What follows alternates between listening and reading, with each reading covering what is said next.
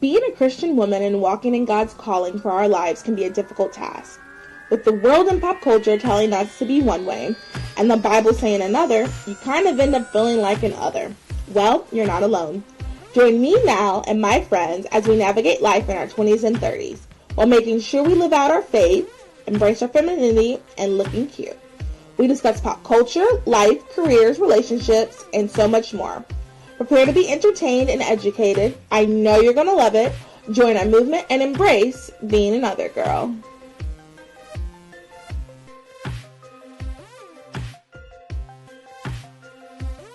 The views expressed on this podcast are our own and do not reflect our employers. Enjoy.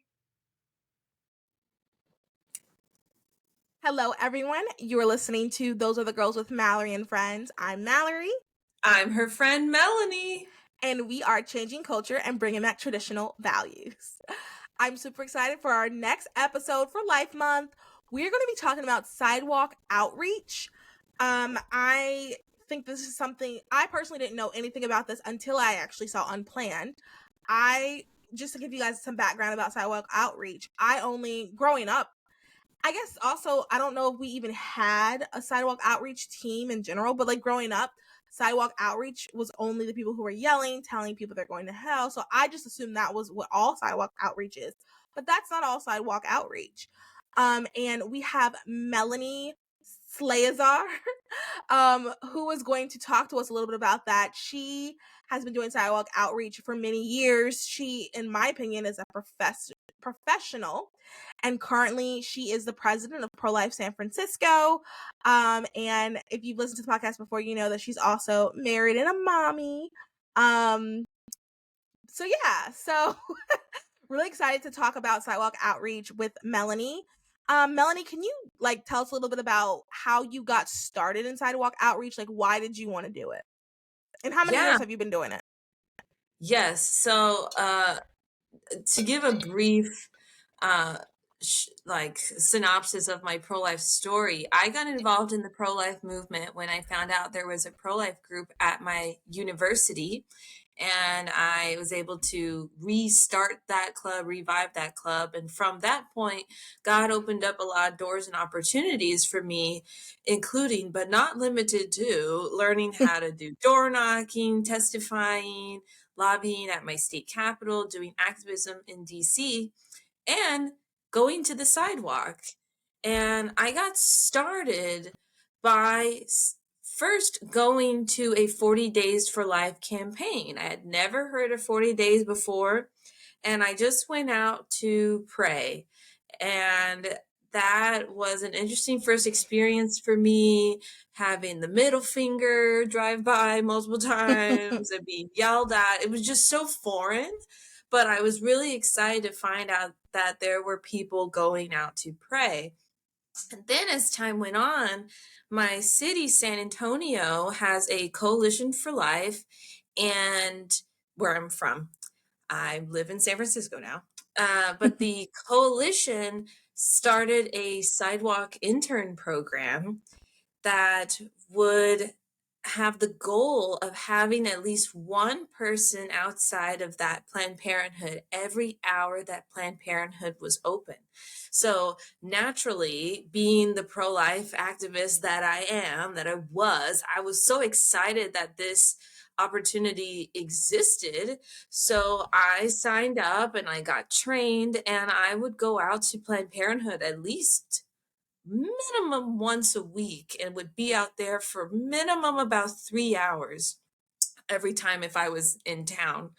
So that's how I got started going to the sidewalk. First was a 40 days campaign, just going out to pray, and then slowly building up to then learn how to interact with clients. Awesome. I love also too, you talked about starting in your university. So if you're listening and you are in university, I think that's a great place to get plugged in. We've been talking all month about the different ways you can be involved in the pro-life movement, and starting a university, I think, is a great place to start. So I guess let's just really get into the meat of sidewalk outreach, because I think I had a misconception, and I'm sure there's a lot of people who do have misconceptions. what exactly is sidewalk outreach? What does that all entail? Yes. So, sidewalk outreach, I'm using that term as an umbrella term to include things that anything you can see out there, which could include peacefully, prayerfully, just praying. And it could also include actually trying to interact with clients. And I also want to make it even more broad than that, because I think that there's different ways how we can interact with people for the best outcomes, depending on your culture, depending on what makes sense for your city, your community. Because I think some people want to make it seem like there's only one right way to do sidewalk outreach. And I used to have that same mindset too, but as I've gotten a little older, hopefully a little wiser, I now think that it can look differently based off of, like I said, those factors of what works for your community, for your culture, and for what you know is going to reach the most amount of girls and clients. It could look different. And so what I mean by it could look different, I mean like it could look like where you are in a vest and giving out gift bags. And maybe it could look like what we've been trying in San Francisco. We made a new brand called Bay Area Reproductive Care. And this pamphlet, this brochure, looks like maybe something Planned Parenthood would have made. But we are aware nobody probably would even touch that if it said the word pro life on the front. So, I also heard once that in areas where it's maybe more Latino immigrant dominated, sometimes having the victim imagery outside really convicts those Spanish speaking women to not go through with Oh. abortions. I heard one story once of this woman who she would decorate the trees outside of the abortion center with like webs and skulls, making it look like every day was Halloween. And that this pro life person was like, "Why are you doing this? How could this work out here? Like, this is so strange. This is not the way to reach people." But then she opened up a binder to show all these pictures of babies she was able to save through kind of making this place be like a haunted house. You know, And that's fair because I even with black people, I know that some black people be like, you know what, maybe this isn't the right place.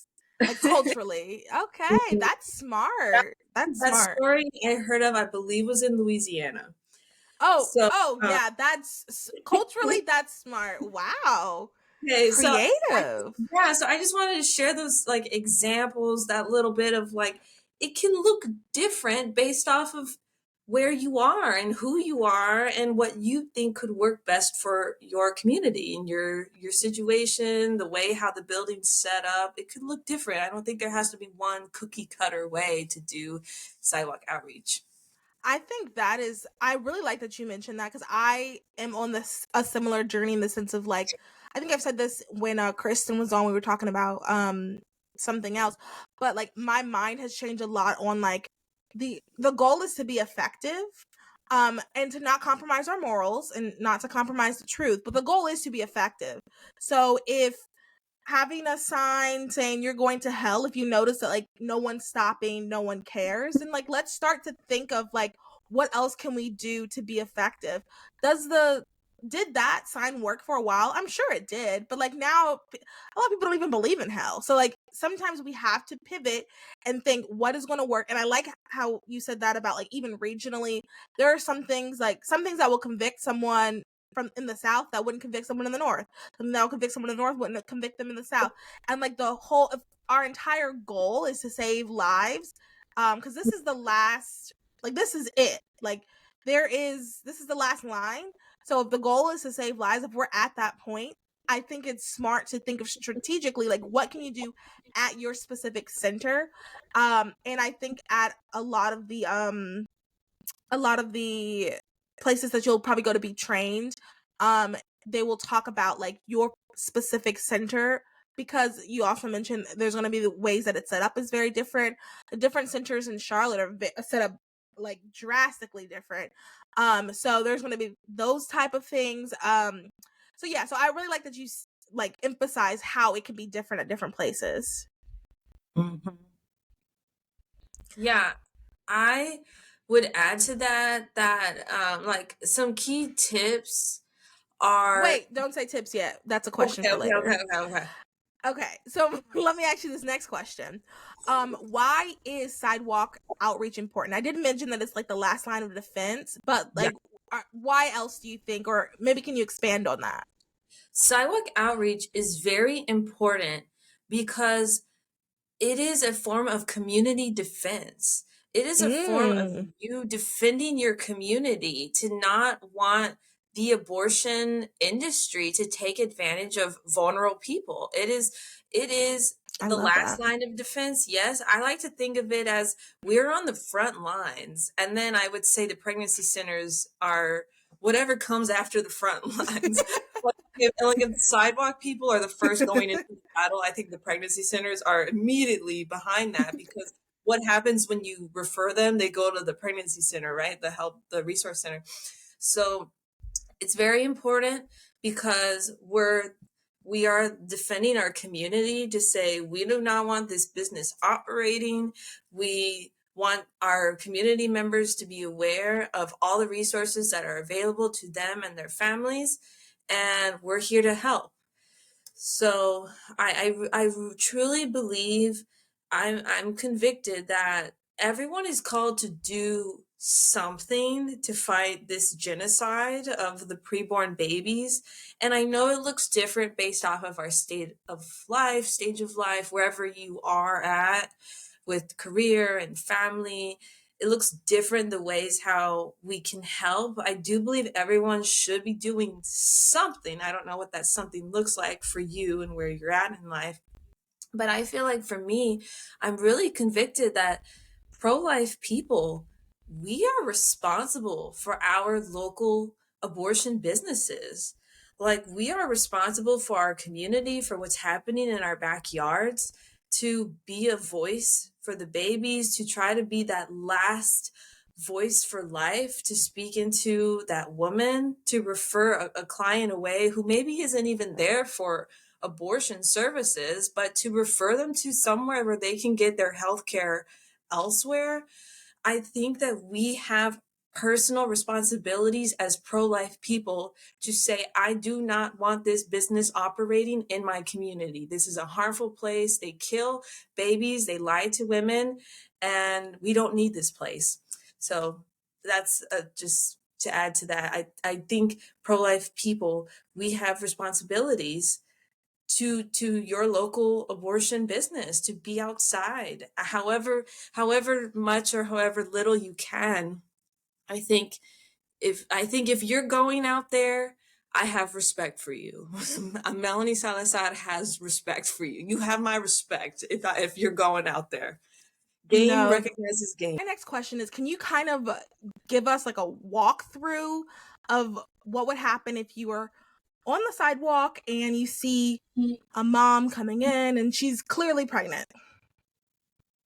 Okay. If you're out on the sidewalk, first I want to say it's scary going out there. Yes, it People is. people have said to me like, "Oh, I wish I could be brave like you." And sure, I'm sure there's some level of bravery the Holy Spirit has given me. But I want to encourage you that we all have the gift of courage from the Holy Spirit. And like in the Princess Diaries, there's the saying, I don't know if it originates from the Princess Diaries, but that courage, having courage does not mean that you're not afraid. It's the decision that some things are more important than your fear. Oof. And I heard Lauren Handy say once that sometimes you just have to do it afraid. Just do it scared. Like every time I go out, like I'm not hopping and skipping to the abortion center. A lot of times I'm dragging my feet. but I know that I need to be out there, and I still go and do it even while I'm scared with the fear. So I just want to preface with that, like yeah, you're scared. I mean, it gets easier the more you do it, just like with any skill, exercising a muscle, like it gets better. Um, but just want to start with that kind of mindset in mind of like my fear of somebody yelling at me, giving me the middle finger, of rejecting the information. That fear is less important than the baby that could be killed that day, that the Hmm. woman who may have a lifelong regret of the trauma of having her baby killed. Like that is more important than my fear. So I encourage you, first thing, have that mindset when you're going to the sidewalk and say a prayer. It is a spiritual battle, right? I like 100%. abortion. This is demonic to be killing children, to be taking away the opportunity for someone to know and love God. This is a satanic ritual, and all those businesses have to be, there are demons dwelling there. Like they are happy that abortion is going on. So have that right mindset before you even get out there. And just like I said, I encourage you that whatever fear you have, the life that is about to be killed, the woman that's about to be lied to, that matters more than your fear. And so when and if you see that girl, I would encourage you to say something along the lines of, "Hi, good morning."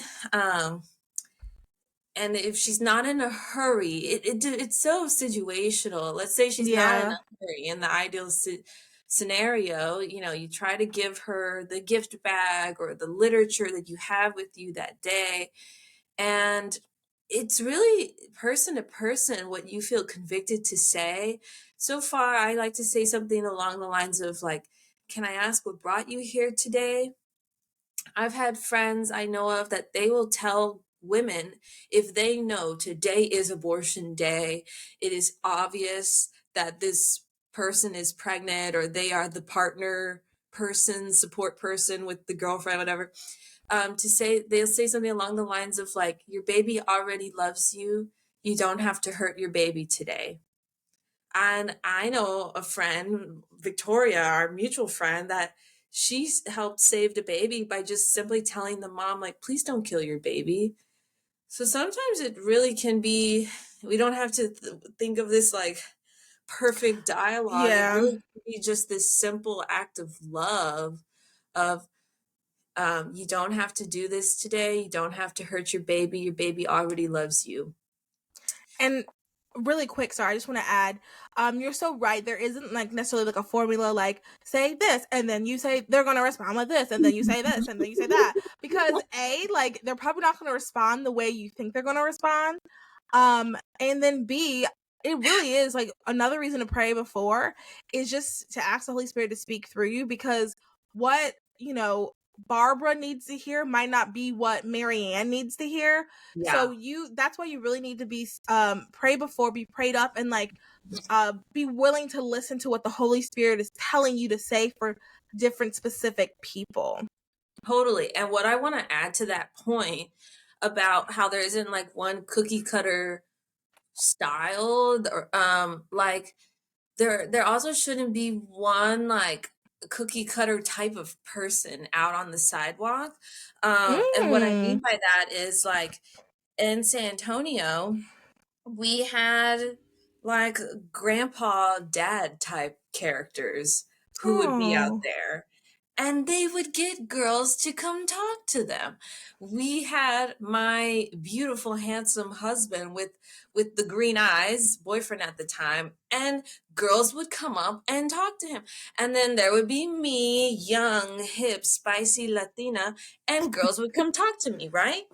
And my point in sharing this is that, because I've had people say to me like, "Oh, it's so good, you're young, you're a girl, like people will want to come talk to you on the sidewalk." And sure, yeah, I think there's something about seeing someone who looks like you, like seeing someone who naturally you're like, this could be a friend, there's safety here. Mhm. But I Mhm. think there's also something in seeing someone who reminds you of like a dad. And maybe there's comfort in seeing that dad Or your figure. grandma. Yeah, a grandma figure. And Mallory, I know one time you shared with me that somebody in their car stopped, and you're very confident it is because you are a Black woman, and they would have not Yes. stopped otherwise. And There I've had were well, I was just gonna say there were white people saying the exact same thing. He just drove right past them. And I know for a fact he stopped because I was a Black woman saying something to him. And it's just kind of like a little like uh unwritten connection sometimes you have when in situations like that. I'll leave it at that. Yeah, for me with my Spanish, I've been able to hand out brochures and gift bags. And if I didn't speak my level of Spanish, that interaction could not have happened the way that it did. So I just want to encourage you, whatever you look like, whatever, Your however old background you are, is, yeah, yeah. exactly. That God can use you in that exact time you're out there. Like maybe the time that you're out there is the time that we need the grandpa out on the sidewalk. That girl is going to need the grandpa figure, or the handsome young guy, or the cool friend that looks like her best friend. Like, like God can use everyone, and maybe you are the person in that exact hour that that person needs to see to feel that level of like comfort and safety. So I just wanted to add to that. And so what else would you say? So I guess so you've talked to her. Can you maybe talk a little bit about like what like giving someone a bag, like what was that entail, and then like almost if you need to follow up, things like that. Yeah, so I would start off the conversation like, "Hi, good morning," maybe compliment something that you like about their appearance, cuz that's a normal way to start conversation, like, I was "Hey," gonna say you would get my attention. and then if they come over, if they're not in a hurry, then I like to ask, "Can I ask what brought you here today?" And sometimes people will just say like, "Oh yeah, I'm here for a pregnancy test." Or sometimes they'll be like, "Oh, I'm here for a test," or I don't really want to say. So then it's more vague. Or, "Oh, I'm just here to refill my birth control. I'm here for my pap smear." So then at this point, you, the pro-life person, being the community defense, you need to then know what is the life affirming alternative where you can send this person away. So ideally, they're here for the pregnancy test, and I would hope that the pricing of the pregnancy test at this place, and you can make a marketing pitch to say, well, actually there's a great place down the road. You can get a pregnancy test for free and an ultrasound to confirm your pregnancy for free. Marketing, free, free, free. And then to ask something along the lines of, does that sound like something you'd be interested in? Would you like, if you like, I could call ahead and get you an appointment now. Now, now, now, free, free, free, now, now, now. These are like marketing terms to make it seem like this is free and it's in this moment. So again, to then ask, "Can I ask what brought you here today?" is typically my go-to line, because then I can do the calculations in my pro-life brain with the resources that I know of in my community to refer them elsewhere and make the pitch of why you should go over here, because ideally this place is free, free, free, or low cost. Okay. Well, that's good. And I want to kind of touch really quick on knowing what's around you. I think that that might sound a little overwhelming to some people, but the more you do it, the more you're going to learn. And this is another reason why it's good to join a group. If there's already a group that goes out there, if you have a group of friends, and really important to learn your city. Like if you're truly going to say, "Hey, I want to do sidewalk outreach. I want to be in the front lines," as Melanie said. I want to do this full on.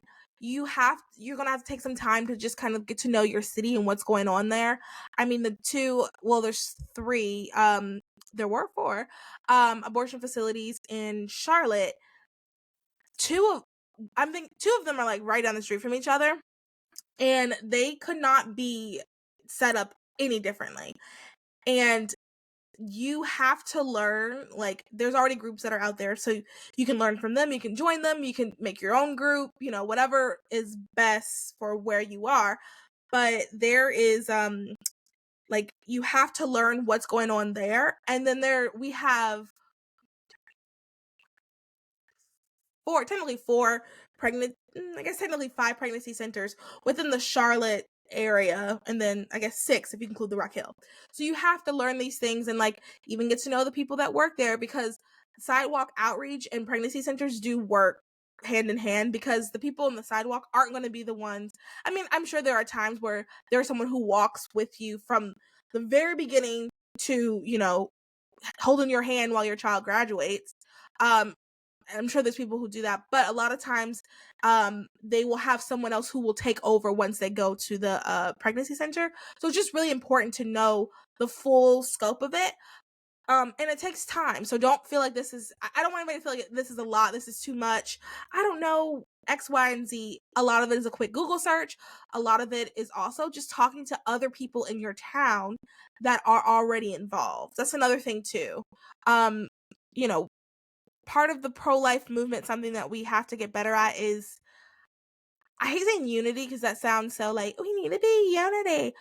But for lack of a better word, I don't know what else to say. So we work together. We work in tandem. We all should have the same goal. So it's just a matter of like getting to know people and then trying to, I guess, learn and figure this out. I just wanted to add that. Yeah, totally. I don't want to overwhelm people by the idea of like you need to be the know all of all like resources available. But I do feel like there is responsibility as a pro-life person. Yes. You should know what's available. I'm not saying the world or the country. I'm just saying your In your city. town, yeah. Yeah, or at least what are the closest places in proximity of the abortion business? At least know that, so that way that would make the drive or the walk, the bus stop, whatever, easier for that person to leave. And yeah, like you said, it should really take a quick Google search of pregnancy help center.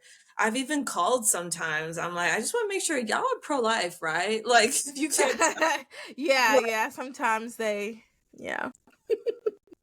So you got to know what's available, because ideally, if you're that last person to speak life into this woman, you need to know where you can tell her to go. And I encourage you to form a relationship with that pregnancy center that you're going to be referring clients away to. Introduce yourself if there is like this ongoing group that's already formed of 40 days or love life, or if you're starting your own student group going out to the sidewalk, young adult group going out to the sidewalk, form a relationship with your pregnancy centers. They each got their own personalities. Some maybe are more private and closed off. Maybe they don't want to work with sidewalk people, but at least so they can know, hey, I'm going to refer people over to you. In San Antonio, we had a good relationship that I could call ahead to the pregnancy center. If I got a girl to leave, a couple to leave, I would call them and say, "Hey, want to let you know, red car, girl in purple shirt, sweatpants, brunette. She's coming over." And if I had her name, then I could be like, "Just want to let you know that's happening." With these pregnancy centers, they are HIPAA compliant, meaning that you, the sidewalk uh, activist, you may not know what happens next after you refer that client away to the pregnancy center. You may not know, did she get a positive pregnancy test? Did she choose life for her baby? What happened next? Because they can't tell you if they're trying to be HIPAA compliant, which is really hard for me, the pro-life sidewalk person, because I want to know. You have a natural curiosity of like, well, what did happen next? Like, was she Yeah. pregnant? Did she keep the baby? Like, what happened next? And so I want to encourage you, something that that had to come to my own conclusion is like, you know what? I don't need to know. I don't need to have a number. I know some pro-life people, they have this number of how many babies slash they've saved, how many women they've helped. They've held babies that they've saved, they've taken pictures, and I envy in a way that I wish I had that too, from all the years, days, and hours on the sidewalk. But I just chalk it up to, you know what? It's not about me. And even if I go my whole pro-life career and maybe I saved one baby from my efforts on the sidewalk, it was all worth it for the glory of God, because it was Mm. never about me. And so I Yeah. want to encourage you, because that is something I had to like get over. Like, ah, man, why can't the pregnancy center just tell me like Yeah. what happened next after she went there? Like, I referred her to you. Gosh, I met her out at Planned Parenthood. Why can't you tell me what's next? So I encourage you to have that same attitude, that it's not about me and I don't need to know, but God knows. And that's all that matters. Amen.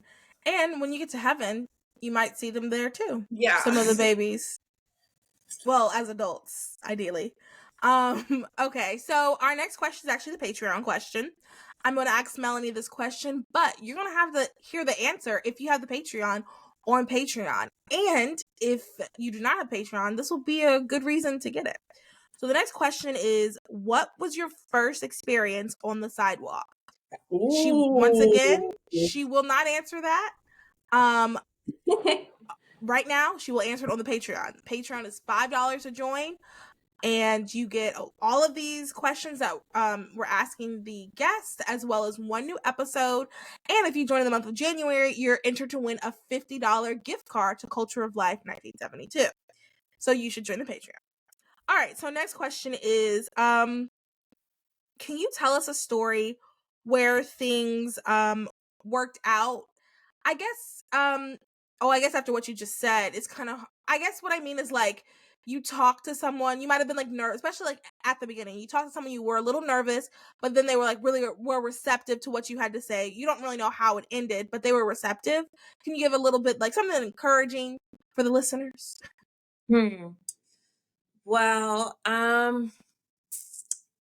can I start with maybe a story that was maybe more sad and then like end with a, Yeah. okay. So a story that really like I was very saddened. And this was back when I had, in the months when I first started going out, I met a girl who was there for her post-abortion checkup. So after Mm. she already had the abortion, they're checking to see, okay, all the baby parts are out, you're ready to go back to normal life.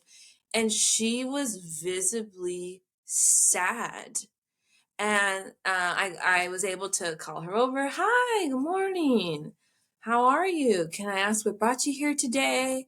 And she told me, oh, I'm here because I was here for my post-abortion checkup. But she was, like I said, visibly sad.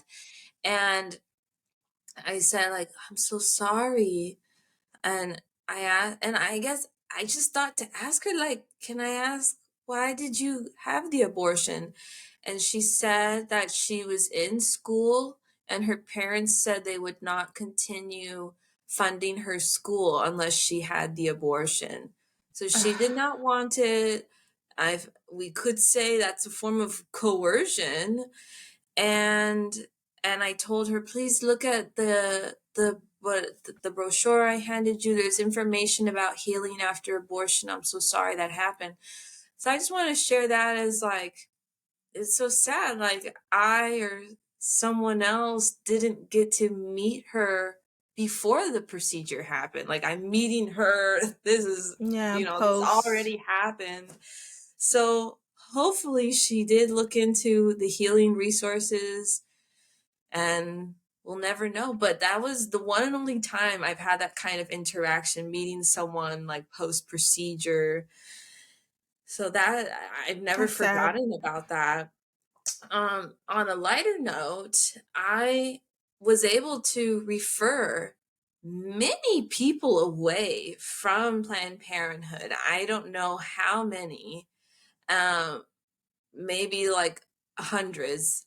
And for sure, I was able to hand out so many gift bags. And now in San Francisco, I've been able to hand out many brochures. And it really can just be as simple as, "Hi, giving out free gift bags. Would you like a free gift bag before you're heading inside?"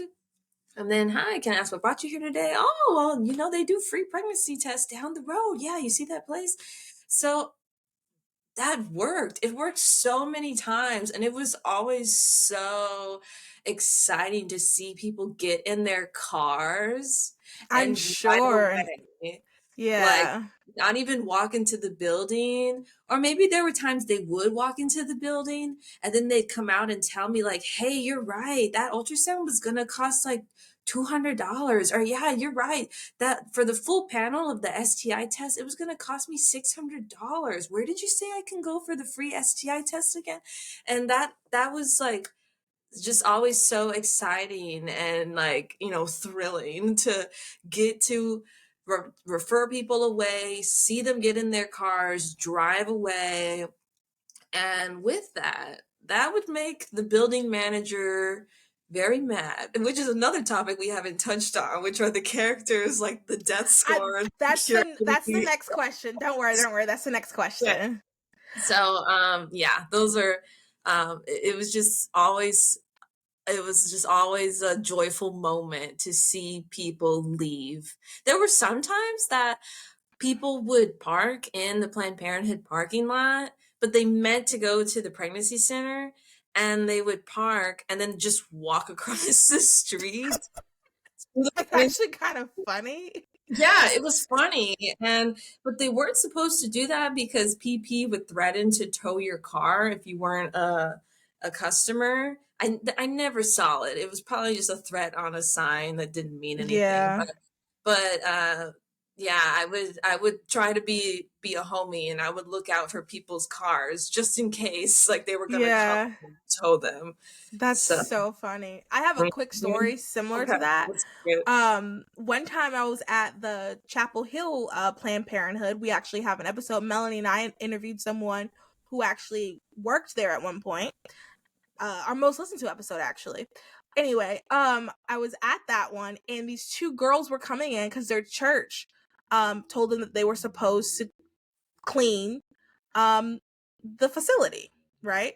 Their church. So we're like, "Oh my goodness, your church told you?" They're like, "Yeah, I mean, we're just coming here. Our church told us to come." They're like young girls, they're probably in high school. So we're like, "Okay, well, do you understand what's going on in this building?" And then one of the girls, you could tell, was like visibly uncomfortable, and the other girl was like, "Well, I mean, maybe they need help cleaning, and like, I don't want to judge anyone." Y'all, they were supposed to be at the pregnancy center that was like in right behind it or something like that, and they just didn't know because like for whatever reason the addresses are pretty much the same, and then the sign for the pregnancy center is so small compared to the Planned Parenthood. So they walked in to say that they were going to clean it, and they kicked them out because they thought they were joking or something, and then they ended up calling their calling, I guess, their pastor or youth pastor or ministry outreach person, and the guy's like, "No, you're supposed to be at the pregnancy center." And so yeah, that was funny, but it was like shocking. They said their church, and I was like, "Your church is asking you to clean a Planned Parenthood? That feels wrong." But they were at the wrong location. That is something that, if you're listening and you own if you are running a pregnancy center, make sure your signs are big and clear. I Yeah. understand. I have understand why they're not too big because you don't want to like discourage people from coming. But I will say that it probably is a lot more confusing. Like, I'm sure they weren't the first people to like go to the Planned Parenthood I instead of totally like, arrived to the abortion business. yeah, Yeah. yeah. So, really quick before I ask you the question about the escorts, I want to ask, or yeah, I want to kind of ask you. You mentioned even for STI testing and ultrasounds that you would tell people not to go to Planned Parenthood. Can you kind of talk a little bit about that? Mm-hmm. So some pregnancy centers offer more than pregnancy tests and free diapers. I really hope as time goes on in the post-Roe era, these pregnancy centers will be more amazing than what I like to say, your grandma's pregnancy resource center that That's offers funny. pregnancy tests and diapers. I am thankful for the pregnancy centers that offer the pregnancy tests and ultrasounds, STI testing. Some will even offer STI treatment, and then they do parenting classes, birthing classes, etc. Just Abortion pill reversal as well. yes, the more that we can offer, I'm so thankful because it's true. If we're gonna tell women, people like guys included, because guys go to PP for their STI testing, like don't go to this place. We need to be able to say go to this place instead. You know? Yes, yes. And that offers a better, at least free, you know? Mm-hmm. Yeah, you're right. Yeah. My dream pregnancy center, one day, I think like this is maybe Melanie towards the like retirement era. I don't know. We'll see if God makes this happen. But my dream pregnancy center would be the regular pregnancy centers that we're used to seeing, right? The free pregnancy tests, free ultrasounds, ideally free STI testing and treatment, all the diapers and material aid, car seats, bibs, etc., etc. But with that, I also would want holistic OBGYN care so that women Ooh. can get their regular reproductive health care, actual reproductive health care, and and then their care when they are pregnant, and so that it's all in this same place. And also at this same place, we are teaching women and couples about natural family planning or fertility awareness methods for people, for women to learn their bodies, to be healthy. And also at this place, we have a birthing center. So from the beginning of am I pregnant to I am pregnant, I need a doctor for my prenatal care, to birth. All this is happening in one beautiful place. I don't know, it's just in my head right now. But that would be like my dream, like pro-life pregnancy help center. God make So it. God is working a lot of people because I heard at the Frederick Douglass Society, or yeah, Frederick Douglass Society's last conference, there was a pastor who was saying they're working on that exact model. Like their goal, yeah, that exact model. Their goal is to be with you Yes. from the moment you find out you're pregnant through the birth. And then he also, his Oh, church yeah. even has like a school and everything. He has a Wow. great, I wish I had I could remember who it was, but and I do know that there is a pregnancy center that does have OBGYN in Atlanta. I do know that. Mm-hmm. It's connected or something like that. So I agree. Like I really, that is the goal. Because if we're going to continue to promote life in society, that should be the goal. Something like that. Well, Mm-hmm. we promote life. There are people who do not. Yeah. Melanie, can we talk a little bit about escorts? What are some tips if people are Yeah. like, I like what you're saying, but I've seen a little bit too much on TikTok about these escorts? You have a funny story to share? Anything like that? I don't know. Yeah. Advice?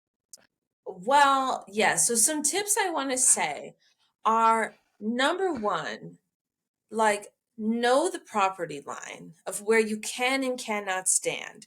Because if you are confident in where you can or cannot stand, then you can confidently not let them bully you. Is like tip number two. Do not let them bully you. I I just, for years I probably would just like let them intimidate me and not say anything. And now I'm at the point like, no, you're not gonna bully me. You are defending this killing industry, and it is not okay for you to tell me that I cannot stand here. When I stand my ground and I say, this is public property, I am allowed to stand here. And maybe they'll threaten, like, okay, well, I'm going to call the cops. Or actually, I already called the cops. I'm like, okay, what are they going to do? Tell me I can't stand on public property? It's the same thing like if I'm standing outside Walmart, if I'm standing outside a church, if I'm standing outside any other place, you just don't like that I'm standing outside of your abortion business. But I'm just Tell standing, them. I'm just handing out resources for people to know. If you're so pro-choice, then you wouldn't be against the choices for people to know what all is available to them. Okay? So number one, know where you can and cannot stand. Buffer zones are a lie. Buffer zones are imaginary lines. And I know people who they listen to the escorts or they listen to the security when they tell them you can't stand here. You can. You can. Like, do not let them boss you around. And when I set my ground, when I say back to them, no, I can't stand here. Go ahead. Call the cops. What are they going to do? Arrest me because I'm just standing here? Because I'm just breathing on public property? What are they going to do? Then when I call their bluff, they shut up. They leave me alone when I set my ground. So yeah, number one, be confident in where you can or cannot stand. When we were in San Antonio, the coalition like asked for the survey from the city of San Antonio to know what is the property line, and then we had that printed out. So whenever the building That's manager, smart. if somebody would say, yeah, you can't stand here, we would just be like, actually, I can. And here's the property lines to show you. That's smart. Yes. So know where you can, cannot stand, and don't let them bully you is like tip number two. They just think that they can bully us. And when you stand your ground with them, I feel like they, at least in my experience, they leave you alone after after you show I'm not a box, I'm not a punching bag. Then they stop punching you. Yeah. Funny stories, funny stories. Well, I've had it happen in San Antonio and San Francisco where the building manager in SA or the security in SF has taken our stuff just because they don't like it sitting where it's sitting on the public property. And I would record them and I'd be like, I'm recording you. That's my property. Give it back. And they do not care that they are like they are on a recording walking away. I'm like, I'm literally recording you. Stop. And um funny story. Okay, I've got to the point now where I like to be silly. So I'd say that's tip number three. So one, know the property line. Two, don't let them intimidate you. And three, have fun, have joy. Don't let them steal your. Joy. I like that. They, Yeah. they want us to be sad. They want us to be just depressed. They want us to feel like we're losing and we're losers and we're ugly. And so, And wait, can I add another thing yeah, too? yeah, I yeah. notice like on TikTok and like even the times I've been out there, they want us to even talk about things that have nothing to do with abortion. And I think that sometimes like and what do I mean? Like, oh, I remember I had a conversation about the color pink. That's my favorite color. If you know anything about me, that's part of my personality. No big deal. But, start having conversations. Well, did you know that in 1856, something Abraham Lincoln, blah, blah, blah, blah, and it's like, or, I know at the one I go to in Charlotte, they bring up guns a lot, which is like, that has nothing to do with why we're here. So I would say also, like, what Melanie said, have joy, and they because they want us sad, and they also want to distract us. They want us talking about other things. I just recently saw a TikTok where the death score, as Melanie and lots of people call him, the death score was recording someone that was on our side, and she was just saying, she was talking about like the name, like certain names, and like kind of talking down on like certain names, which, you know, we can have conversations about that. But I don't think we should be having conversation about that when we're trying to save babies. And it just made her come off really, honestly, it made her come off really racist. And it just fed into the lie like that pro-lifers are racist. And it's like, if she had just not engaged them on that conversation, that wouldn't have been a video. It wouldn't have been something that people can use now, you know. And I don't know the full story. I mean, I only know the context of which I've seen it, so that's what I'm talking about. But like, I just think sometimes, like, and I see even on our side, on there's like specific TikToks about the Charlotte ones because they've gone viral. They're big, popular now.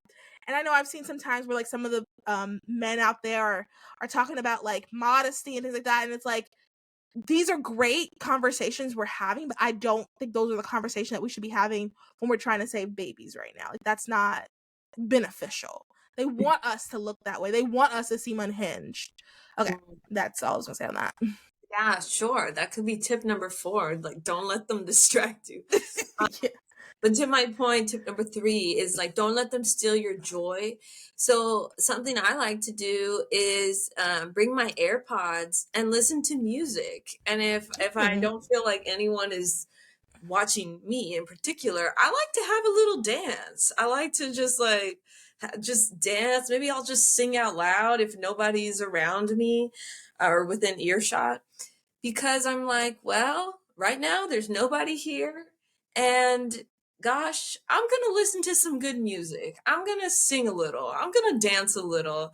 And I wonder, what is the security thinking if they're looking at that footage in real time, or if they're playing it back? That's And so funny. but at least they can see, like, wow, this girl, she's having a good time. I don't really know Yeah. why. So I encourage you the same. Yeah, it's always nice to have a friend with you, because then you can have some conversations while you're out there. And if you are alone, bring a headset and listen to some music, dance a little if you like to dance and you don't feel uncomfortable. And with that, with the death escorts, is like, I told this one woman who, she said she was gonna call the cops on me, right? And I was like, you're gonna call the cops just because I'm standing on public property? And then I was like, do you think the cops are gonna arrest me if I'm dancing? And I literally Oh, started Melanie. dancing. For all the viewers at home, I was like doing a little something like this, like, do you think they're gonna arrest me if I do this? And she said, I hope so. And um, on Christmas, or a couple days before Christmas, we were out there, and the security was trying to keep us from talking to girls. And I literally said to him, I was like, you're a Grinch, you know? Like, just like humanizing myself, and just like being silly. Like, you think they're gonna arrest me if I'm dancing? Or, hey, you're a Grinch, you out here 2 days before Christmas, like, you're such a Grinch. So that's just another example of like not letting them intimidate you, having fun. Like, you're not gonna steal my joy, you're the bad guys, not me. And just to add on to that, like, we are on the side of good. Like, what we're Yeah. doing is good. What we're doing is godly. So I really like to say, don't steal your joy, because you're right. If we're standing out there looking like, you know, someone else goes, oh God, Yeah, another looking person left. distracted. Like, yeah, no one's going to want to talk to us. If we already have a mindset of, you're going out there, it's just not going to work, then, you know, it might not work. No one's going to want to talk to you. So I just think that you're so right about that, the joy thing, like having joy while you're out there. And it is okay to have joy, because I know some people are probably like, well, this is a serious thing. Like, we shouldn't be goofing off. And it's not necessarily about goofing off. It's more of like, I think you were good too when you said humanizing you, so that the people, at least the death scores, can humanize you so they don't do anything too crazy. And it's also like, the joy of the Lord is our strength. Mm-hmm. That's biblical. Yeah, you're right.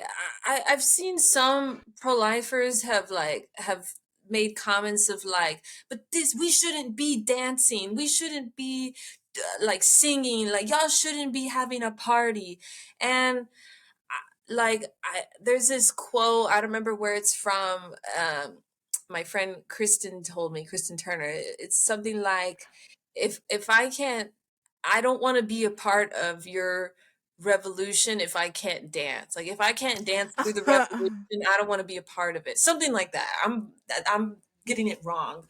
But Yeah. it's true. Like if we can't celebrate life, if we can't be in camaraderie and love each other and have friendship, like what, we're just supposed to be depressed all the time, we're just supposed to be remembering the victim images all the time and And being sad somber, all the yeah. time. Like no, we shouldn't live that way.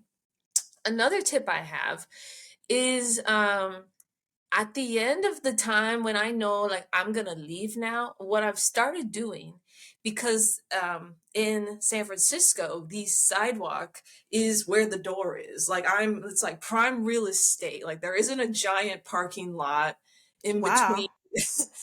us and the door. Like the sidewalk is the sidewalk, the door is right there. And so the escorts are out there too. So what I've started doing is, after I've been like silly and maybe annoying them a little if they keep talking to me. My thing is like, don't talk to me, I don't talk to you. But when they irritate me, I'm like, okay, you want some of this spicy chicana. So what I've started doing before I go is I tell them, hey, I just want to let you know that this place kills babies. It's not a matter of opinion. It's a scientific fact. Babies in the womb are human, alive from fertilization, and this place dismembers and starves children. So I want to let you know, if you're volunteering here, there's other causes you can volunteer your time for than baby killing. And then I've given examples, like you could volunteer at maybe with a foster care program, you can volunteer at an after school program, you can volunteer at a financial literacy program. Like there's other places to volunteer. And if you're working, if they're paying you, I want to let you know about abortionworker.com. They've helped hundreds of people leave the abortion industry. It is an industry, and you don't have to work here. So that's been like my last thing That's good, Melanie. before That's I go. good. Yeah, I used to not really do so much outreach to the workers and the death escorts, but now I'm like, you know what? We're right here. Like, and I'm not Yeah. afraid of you anymore because I'm not letting you intimidate me. I'm showing you I'm a person. So I'm just going to go ahead and say it. And yeah, so that's, and they listen I'm because sure, yeah. I've humanized myself, because maybe I made them laugh a little too, like because they've seen that I'm being silly or whatever. They listen. And because I'm pregnant, I've been able to pull up ultrasounds of my baby, and I'm like, I'm actually pregnant right now. This is my baby at 7 weeks from fertilization. They're killing the same babies here, and just want to let you know, you don't have to work here. So That is really good. That was what I was going to ask, but you already answered the question, because I do think that we they're humans too, and we have to remember that we wrestle not against flesh and blood, but against the principalities and rules of the darkness of this world. So these death scorts are there, and they can be really mean. They can be, very vile. I know the one in Charlotte can be very disgusting and like very sexual, and but we're not fighting against them. They are not our enemy. Our enemy it's a spiritual, and we talked about this earlier before we got the episode started. It is a spiritual thing that we're fighting, and that is what we should be focusing on. And also, part of how one of the factors in one of the Charlotte abortion facilities closing down was the workers left. If all the workers leave, you no longer have a facility. Now, not all of them left, and there was a myriad of reasons, health violations, X, Y, and Z. But like one of them was like the workers were like, okay, we can't be here anymore.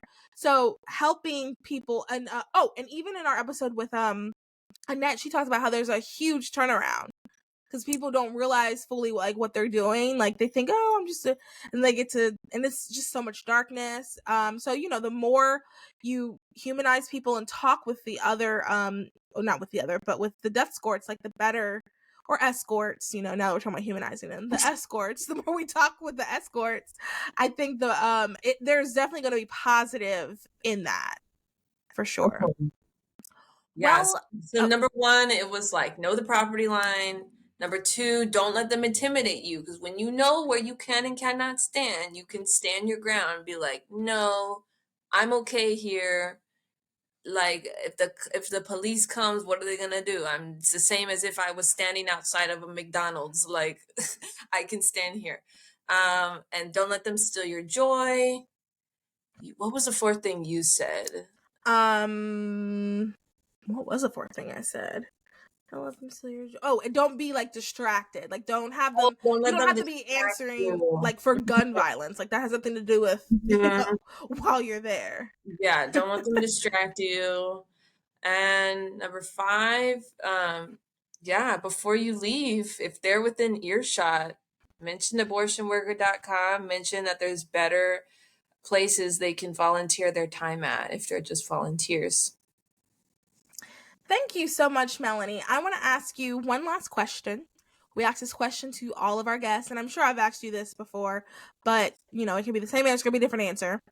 If every single girl in the entire world was looking at you right now, what is something you can tell her? And it doesn't have to be about sidewalk outreach. It can be about anything, um, whatever you want to say. No pressure, but every single girl in the entire world is looking at you right now. What would you Okay. say to her? Right To them? now, I would want to say women are powerful. We, if we know and understand the beauty and design of our bodies and our own dignity, we are able to call men to high standards. We set the standards for men. And fun fact, if you don't already know, the egg actually chooses the sperm. There's so much Ooh. imagery that we think the strongest, the fastest sperm that gets to the egg first survives. Actually, there's sperm that are like, hey, little mama, let me in. I want to be the one. But she says, I want you. So take that same imagery of our egg when Okay, that's she good. wants to marry the sperm, that ladies, you are powerful and beautiful. You set the standards for men and you get to choose. Mm, Yeah. love I, that. I have one last thing I want to say about the Oh, sidewalk though, is yes, that please. is that I know that just getting out there is scary. Just standing out there. We're not even talking about interacting with clients. I know that just going and standing out there, it is a scary first step. But I encourage you to take that first step forward, uh, and so that you can keep making steps forward, leaps and bounds forward, maybe for the babies. If you've done tabling on your school, for your pro-life group, if you've done any type of pamphleting, passing out stuff before, it's kind of those same skills on the sidewalk. It's kind of these skills that are transferred over. So I just want to say I understand just going out there is like this huge mental hurdle. So take that first step to just go. Go maybe during a 40 Days for Life campaign, which I believe is starting February 14th is the upcoming campaign. And just pray, maybe. Just pray. Just like see what other people are doing. And but then I want to encourage you and call you to do more. If you feel convicted, of course, it has to be God that's telling you this, right? But Yeah. if you feel led to do more, which is then to do the next step, which is to talk to people, to interact with clients, I know that is the next like mental hurdle. It's one thing just to get out there, then it is another thing to talk to people. So I encourage you, if you've never first talked to people, at least first get out there, go pray, maybe watch other people, and then ask somebody who's maybe already talking to people, if you can shadow them, just to like, That's a hey, good tip. can I hang out with you? Oh, you come every Tuesday? Okay, can I come with you next Tuesday? And I'll just kind of stand on the side and I just want to listen, see how you do it. That way it's maybe some training wheels. And then maybe one day you can be that person that you can invite people to come shadow you, so that then these skills are transferred and live on, and then we get more people going out there. Yeah. That's good. Thank you, Melanie, so much for coming on and talk about Sidewalk outreach. How can, if people want to talk to you, reach out, or anything like that, how do they communicate with you? Sure. My personal social media is my first and last name with an extra A at the end. Melanie Salazar A. Melanie Salazar at on Instagram and other social medias, but I'm primarily using Instagram. And I'm also the executive director of Prolife San Francisco. We are on social media platforms at Prolife SF. Fun fact, locals don't actually call it San Fran. I learned that lesson the hard way. So call the city SF. So Prolife SF is another way to reach me and watch all the cool activism that I'm doing to hopefully save some babies, help some moms. Awesome, awesome, awesome. Thank you, thank you, thank you again. If you guys enjoyed this episode, please make sure you like, rate,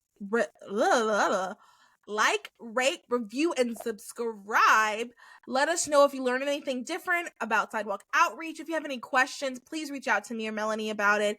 And I just really encourage everyone, share this with all of your pro-life friends, but I encourage you to really pray about whether you should join us. I think you should, but go ahead and pray about it. Get the confirmation from God, whether you should join those people who are out on the sidewalk in your town. I think that the more people we have out, the better. And I think though it can be intimidating, it is a simple task. Like when you really put down, Yeah. when it comes to brass tacks, it's very simple. And like Melanie said at the beginning, like I really think we need every type of person. Doesn't matter your age, your race, your background, your English speaking skills. Like what matters is like you yourself go and do this. So share this with your friends and rate, like, review, subscribe, all of those things. Anything else you want to add? Courage doesn't mean that you're not afraid. It means that you are making the decision that something is more important than your fear. Let your love for the babies, your love for women be more important than your fear, and have that courage. Amen. Have a great day, night, evening, however, wherever you're listening. Bye.